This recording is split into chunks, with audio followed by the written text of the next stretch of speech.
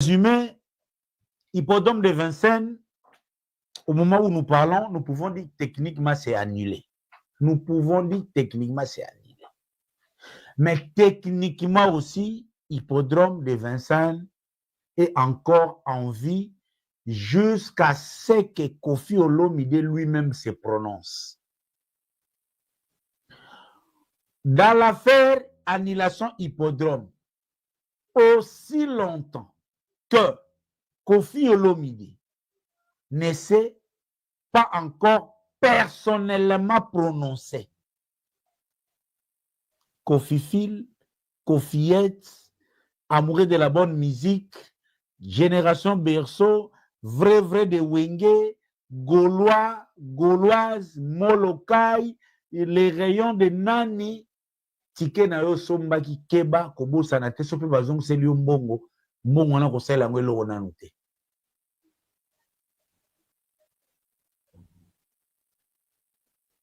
Je répète, so si bazong seli yo mbongo tout compte na osombi te ou bien na ozombi te mbongo na kosala yango eloko mosusu te.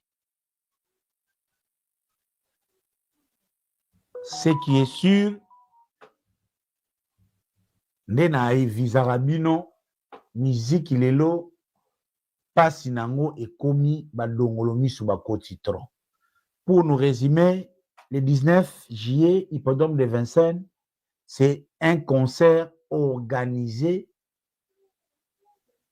Le projet a été lancé par Kofi Central et les groupes Germont, ceux qui Germont. Et les groupes Germont travaillent de près avec Bizouk, où il s'en charger na billetterie. Et Bizouk, wana, ils ont quoi na billetterie, ils ont ça africain, makambe belé, donc ils ont qui plateforme où il y a makasi à roteka ticket. À un moment, pour des raisons autres, Sabinoté, l'organisateur groupe Germont a estimé qu'il ne peut pas continuer dans les projets. Entre autres aussi, depuis le mois d'avril, Kofi Central a commencé à soulever des inquiétudes. Entre autres, des inquiétudes, il y a promo, il y a des gens, Mbongo, Kofi Central et Pesa, il fallait ça, là, quelques obligations à la quitter. Bref, un tout petit peu, na lokola, ndenge live na chanakene na faire gola, c'est le même rythme au balingeba mais ma Kofi Olomide. D'ailleurs, vous allez comprendre, entre autres raisons, il y a présence permanente, il y a Kofi Olomide na poto. Et qu'au arrivé, groupe Germont a estimé qu'il doit annuler ou il doit suspendre ou interrompre les contrats avec Kofi Olomide. Le groupe Germont, yem tu na partenariat avec Kofi Central, yem tabuka qui sale. Parce que yem taza na licence 3 ou ebano pesa occasion, aza lelo na Europe, aza na licence 3, ils ont permettre yé à bouquer basal. Il a fini par sursoir ou rompre les contrats avec Kofi Central. Au moment où nous parlons, et Tchalsko Likambu, il y a date, il y a le 19. Le groupe Germont, Moutou, Babouka qui date, il y a le 19. Le bako continue sous suna Kofi Olomide. Et Kofi Olomide, quand les gens ont affaire, Aza les gens ont prestataire et belé au bazon, ils ont remplacé le groupe Germont dans le projet, où ils ont entre autres Yard, où ils ont composé, na Kofi Central, où baza prêt. Va remplacer pour la date. L'air Makambo et Bimaki, Kofi Olomide était supposé à Orléans. Il est censé quitter déjà à Paris pour la technicien, vendre après c'est comme un avocat, belé, et ça. Il y a un besoin de le Bizouk, Azala qui premier vendeur de tickets, ou Azala qui affilié na groupe Germont, à Qatar déjà des tickets. Et Fnac, beaucoup de Fnac a toujours en retard. Au moment où nous parlons, Fnac peut annuler vente pour à stopper parce qu'il y a un litige. Dans ce moment, les parties sont à table, ils ont discuté. Est-ce que Kofi Olomide des artistes, la responsabilité est à partager? Soki Lelo, Bokena date les 19, ça joue à l'image de Kofi Olomide. Kofi Olomide tient ça son image. Donc, de par là, selon les dernières sources, il y a vraiment de fortes probabilités que la date du 19 juillet soit maintenue, contrôlée et gardée par les mains de Kofi Central. Parce que les projets, ils ont projet à Kofi Central. Où il y a concevoir projet, à partenariat n'est comment. Parce que le comment makamute où il y a yomoko mitika, babet sako la mwana mukie, n'est ba sala fali ti le na caché à yu arena zoate.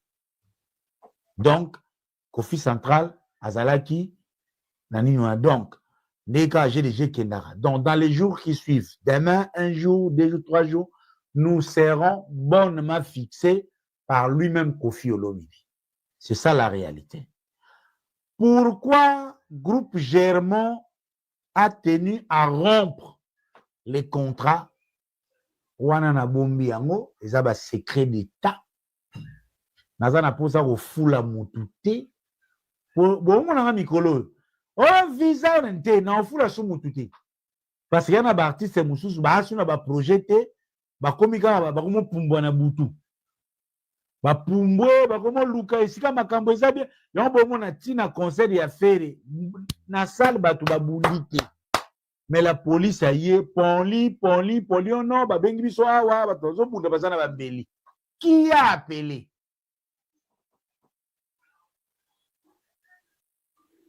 Qui a appelé la police? Qui a fait que les groupes Germont puissent initier rupture et contrat na Kofi Central? Pourquoi moyen au Kofi Central et Tchaki pour la promo? Je cite bien les montants. 60 000 € et payé déjà par Kofi Central. Na ba kombo na biso même fait là déjà na 4. Des contrats prêts et ça l'a déjà proposé. Il paraît même que si signé contrat, on jouer contre l'image. Kofi Central est allé plus loin. Pendant la période, il y a promo, il y a hippodrome, au Kogiko Yamba Popolipote, au Yamba Hachamovotote. Bon, wana ba il paraît. Contrat ba compter Zalaki bon. Kofi Central a déboursé 60 000 € à Pesa Bamindele wana na parnae comme contractant.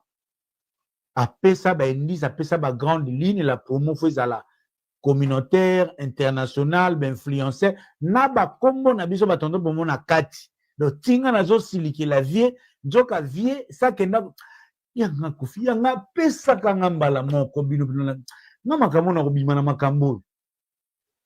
Ngambo na ngabotinela yango mindele te. Nga yanga na 60 000 wana soki yanga ezalaki 3 000.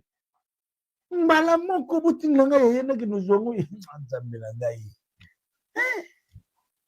Encore nga na okeno kozwa mbongo.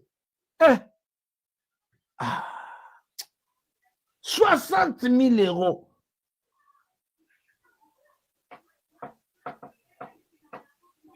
Kofi Atuna depuis le mois d'avril.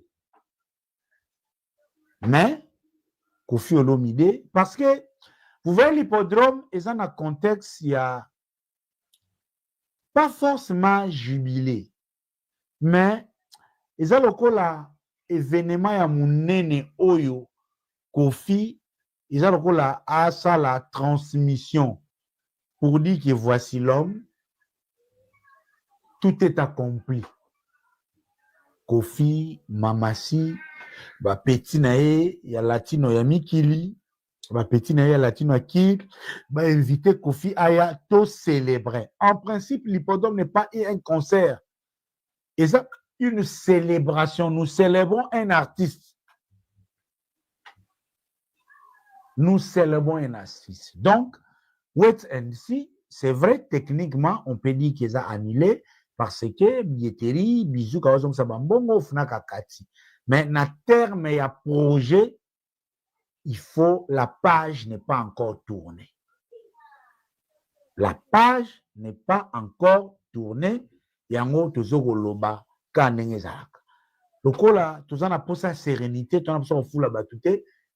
Makambo ekoleka, je reviendrai un jour pour vous dire clairement na terme clair pourquoi groupe Germont en ce moment à 1 mois à concert, à 40 jours à concert, à l'ingaki à rompre partenariat na Kofi Central pendant que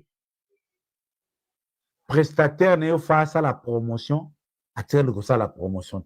C'est ça la grande nouvelle en ce qui concerne Kofi Olomide. On reste focus quand Nenges Alaga, toujours l'andela, s'il y a l'évolution, on reviendra pour tout Pesabino, bas détail en long et en large, kaka ndenge makambo ekendelaka par rapport na ndenge ya système de jeu.